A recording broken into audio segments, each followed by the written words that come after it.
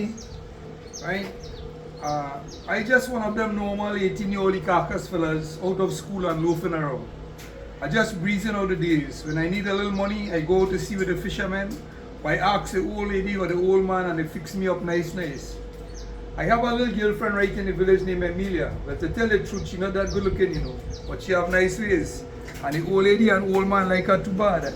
I know secretly they want me to marry Emilia and settle right there with them. Me being their only child and all. Well, things was moving along real nice, and then one day it took a drastic turn. I came from playing football on the beach and started to take a bath from a barrel of rainwater in the yard when I hear somebody say, "Hello, handsome." I look up and see a fine-looking girl in the neighbor's gallery. I said, "Me?" "Yes, you," she said. I start to blush right there because nobody ever called me handsome. I say hello and brisk hustle that bath and run inside because I only had on my underpants. When I done dry my skin and put on my clothes, I go on over in the old lady room because my room don't have a mirror, and I look in the mirror and say, "Hello, handsome." Well, right away, I know something wrong because the thing that looking back at me and have nothing handsome about it. And I don't know that already because everybody used to call me double ugly in the village. So I come to the conclusion that the girl was either blind or she had a fascination with Beauty and the Beast. When I went out on the road and stand up, along comes the neighbor's daughter Patsy with the same girl. Boy, I never see a human being looking like that. The girl beautiful from head to toe. I accustomed to them Icacos girls with jigger in the foot and the toes sticking out in all directions. But if you see this girl foot, smooth like glass, man, and her toes neat and side by side like soldiers when they're marching, and talk about pretty cutex, I say to myself right away, "Frankie, this is the type of girl you have to associate with me."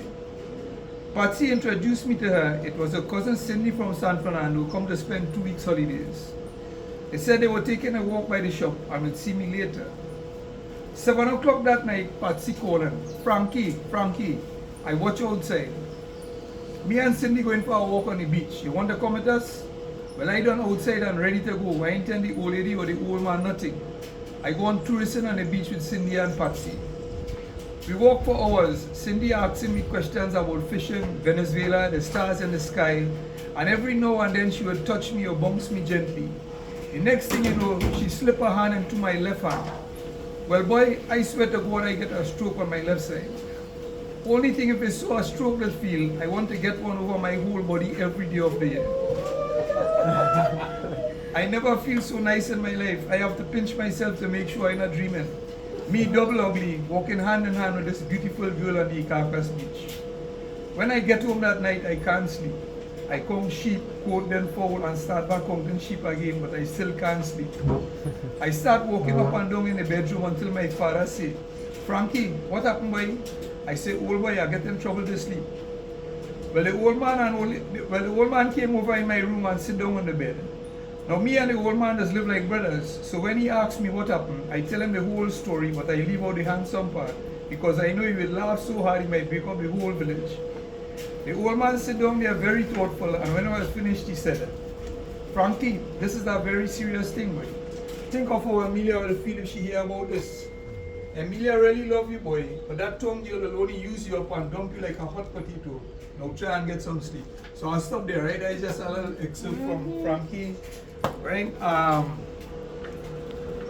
This is the book that they're using in one of the schools, right?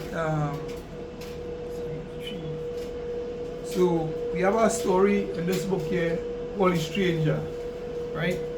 It's about a young boy who, a young boy who had just gotten the captaincy of a fishing boat, right? So he went out on the first few days and he caught a lot of fish, and all the seasoned captains in the village were kind of wondering why it is, that this thing. Anyway, they went out on this Saturday and they decided to go in and come back early because they had a football match in the Cedars area. They have a semi-final football match. And one of the guys who was working on the boat had to play the football match, right? So I'll take it up from when they,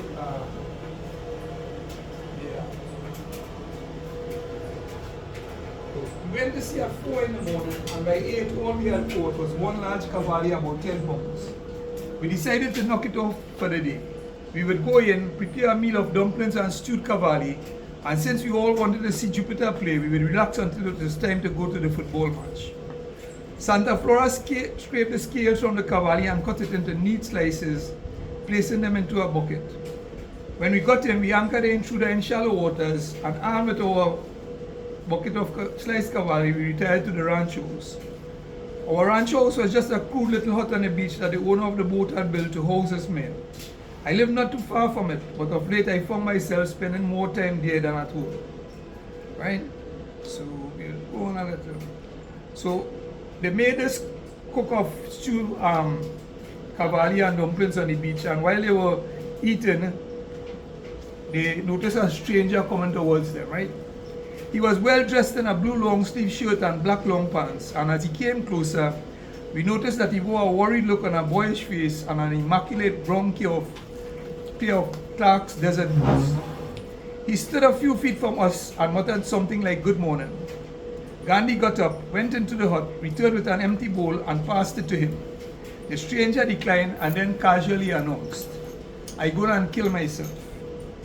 Santa Flora picked up a dumpling the size of his palm. "So why you want to kill yourself, boy?" "My wife left me and ran off with the postman," said the stranger. "Welcome to the club," said Gandhi, whose wife had run off with a bus driver. "But as you see, that is no reason to kill yourself." The stranger pursed his lips and looked solemn. "Plus," Sinbad the sailor added, "any man who could afford to walk around in a pair of boots like what you have on there ain't have no reason to kill himself." "You want them?" asked the stranger, already undoing the laces. "Want them? Man, is years now I hoping to own a pair like that, but I can't afford it." The stranger, who by now had already finished undoing his laces, pulled off the boots and passed them to Sinbad. He placed his bowl of food on the ground, gleefully accepted the boots, and immediately went into the hut and came back with his toothbrush and began brushing away the tiny particles of sand that had collected around the soles. "Sit down and have something to eat with us, son, and forget about the woman," coaxed Gandhi. Instead, the stranger began peeling off his clothes until he wore only his underpants. He passed the clothes to Sinbad. "You can have these too," he said, and he took off running towards the sea. Instinctively, all of us placed our bowl of food on the sand and started running after him. All except Sinbad